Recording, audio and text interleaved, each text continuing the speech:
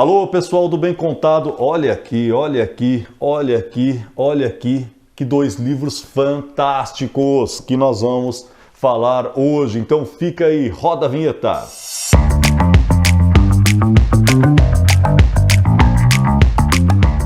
Bem, minha gente, como todos nós sabemos, o Brasil participou da Segunda Guerra Mundial. A Segunda Guerra Mundial aconteceu de 1939 a 1945 e o Brasil, com a Força Expedicionária Brasileira, entrou na guerra já na sua parte final, indo lutar na Itália, enfrentando o terrível inverno italiano no final de 44, começo de 45, até que se acabasse definitivamente a guerra. Muita gente diz que a FEB foi passear, FEB, Força Expedicionária Brasileira, foi passear na guerra. Não foi. E esses dois livros mostram isso. Inicialmente, o governo Getúlio Vargas não queria jornalistas lá na guerra, porque jornalista dá um pouco de trabalho, enche o saco, fica mostrando a verdade, etc. Mas os donos de veículos de comunicação fizeram uma pressão, o governo cedeu e alguns correspondentes de guerra foram enviados para lá.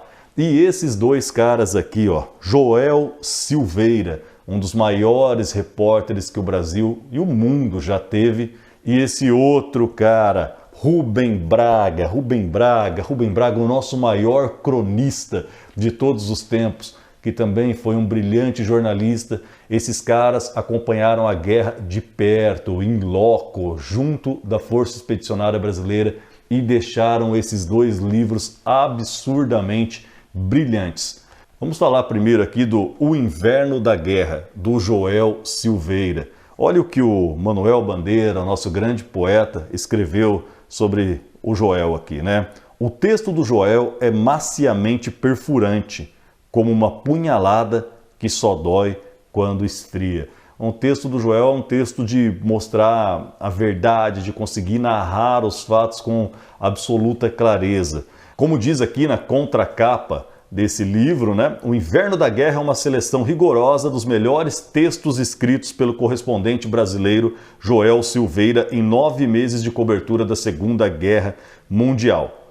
Você vá, mas não me morra, foi o que disse para ele o Assis Chateaubriand, o grande Chateau, que era o dono dos Diários Associados, quando enviou o Joel para a Itália no inverno de 1944. Tudo que o Joel narra é incrível e até inacreditável, assim, a gente pensar e imaginar hoje. Ele conta aqui na página 12 do livro que todos os dias, quando acordavam, os repórteres saíam para acompanhar uma patrulha brasileira, iam junto com os soldados, então eles tinham que lembrar de levar mantimento, tinha que lembrar de levar o saco de dormir, porque eles não sabiam se ia voltar.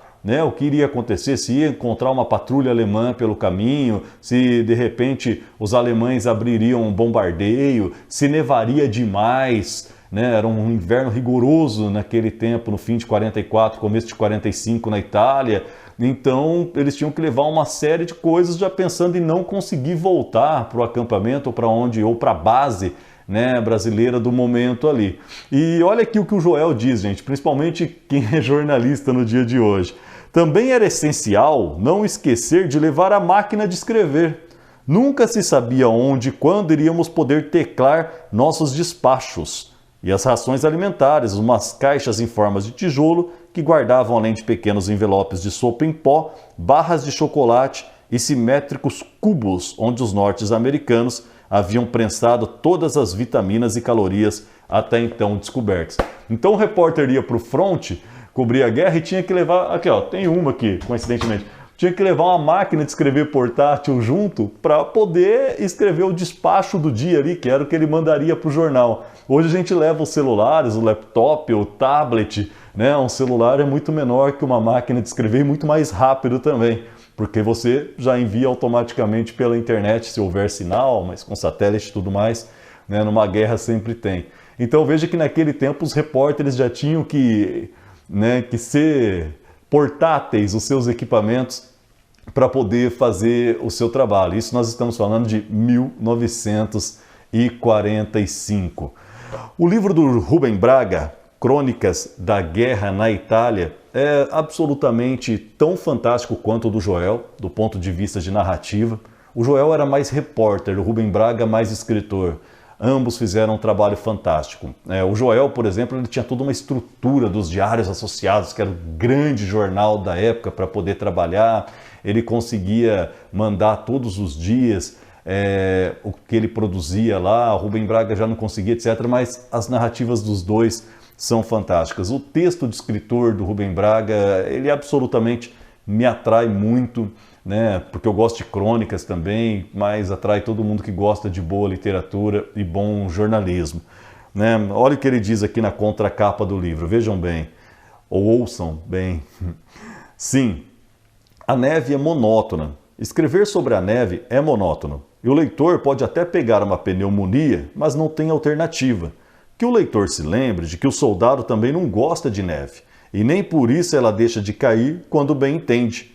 E quando ele pega uma pneumonia, a pneumonia é verdadeira e não literária. Passei 3 meses chovendo nessas colunas e durante estes 3 meses nevarei. Nevarei, implacavelmente nevarei, pelo menos até março.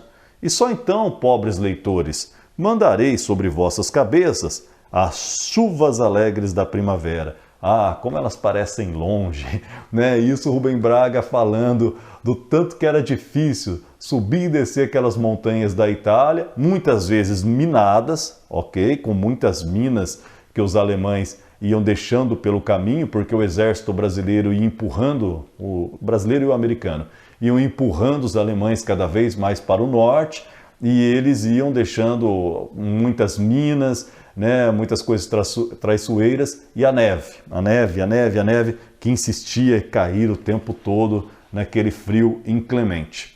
Eu separei aqui desse livro do Rubem Braga, na página 184, um trechinho aqui, a página toda é quase um capítulo que ele fala de uma menina chamada Silvana, de 10 anos, que ele viu o pessoal da equipe médica do Exército Brasileiro socorrendo com vários estilhaços de granada que haviam penetrado pelo corpo dela.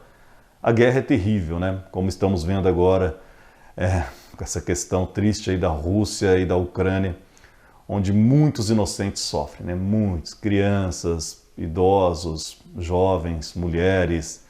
O que as mulheres sofreram na Itália foi uma barbaridade, né? Aliás, em toda a Segunda Guerra Mundial, em toda a guerra.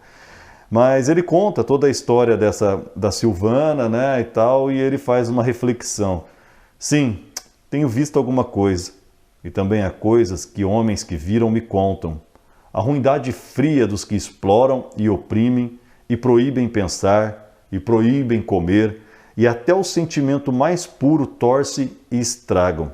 As vaidades monstruosas, que são massacres lentos e frios de outros seres.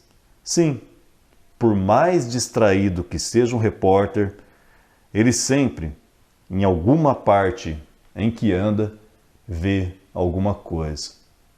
Os repórteres sempre veem alguma coisa e sempre tem que contar. O jornalismo está mudando muito, né? Com menos dinheiro, fica mais difícil fazer grandes reportagens, fica mais difícil às vezes estar em loco e tudo mais, mas eu acredito muito que talvez isso um dia se reverta.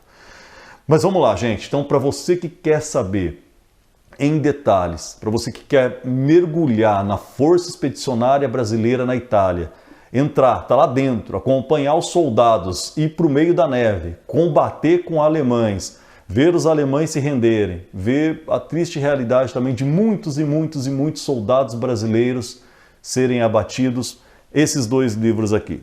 Crônicas da Guerra na Itália, Rubem Braga, Editora Record.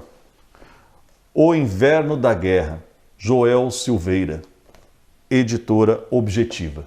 Esses 2 caras, Rubem Braga e Joel Silveira, nos deixaram 2 grandes tesouros literários, 2 grandes tesouros. Vocês vão encontrá-los aí nos sebos, na estante virtual, lá no... Esqueci o nome agora daquela paradinha... Mercado Livre, no Mercado Livre, e pesquisando aí na internet vocês vão encontrar. Se eu encontrei para comprar, vocês também encontram, com certeza. Vale a pena, tá bom? estude mais, saiba mais da história do Brasil, leia mais, curta o Bem Contado, inscreva-se no nosso canal. Falei pra caramba, eu sempre quero fazer vídeos mais curtos, só que faço longos, é porque realmente tem muito a dizer sobre esses dois caras aqui. Beleza? Valeu, obrigado, Bem Contado, até a próxima, tchau!